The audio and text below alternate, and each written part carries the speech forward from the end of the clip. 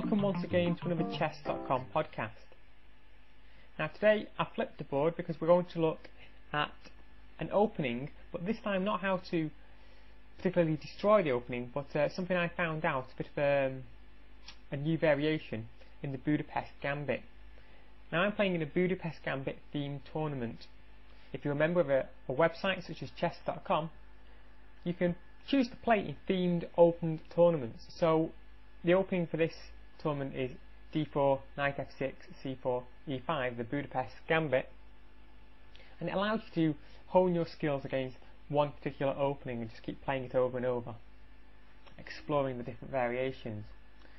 Now the white player should play d takes e5 in this situation, which is the strongest move accepting the gambit. I'm not going to go to the accepted gambit lines. Instead we're going to look at one of the many ways of declining the gambit, all of which lead white into trouble. I'm going to look at the move d5. Now after d5, the natural and strong move bishop c5 from black instantly starts to put pressure on the f2 pawn in the white position.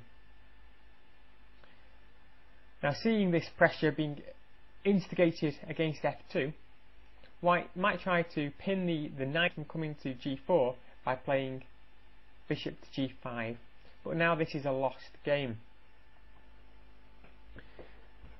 Now before I go into the new way I've started playing this, I want to show you the way I used to play it before this themed tournament, which is why joining websites is so useful. You can, even though you might know an opening, you can certainly improve.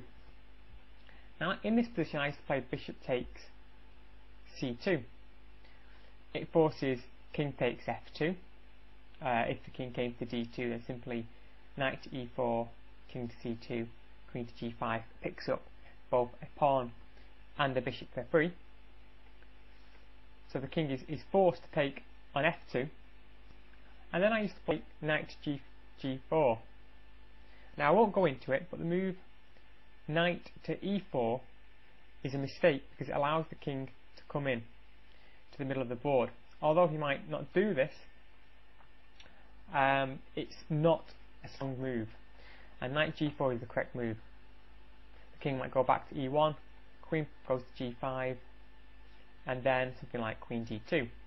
Now in this position here, black's picked up a single pawn. The vital f file is being bust open, and white's pawn structure is already starting to look a little silly. However, this isn't the variation I want to show you.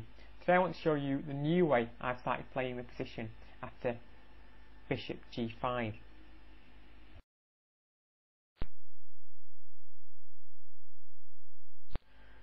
The new way I've started to play this is now to play an instant knight to e4.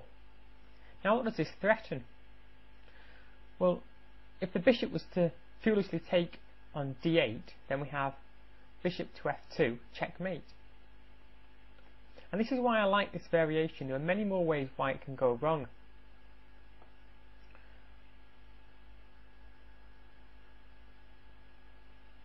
The best move for white is probably bishop to e3. But here, after bishop takes e3, f takes e3, we can now bring the queen into attack on h4. g3 is the only way to defend in this position, and knight takes g3.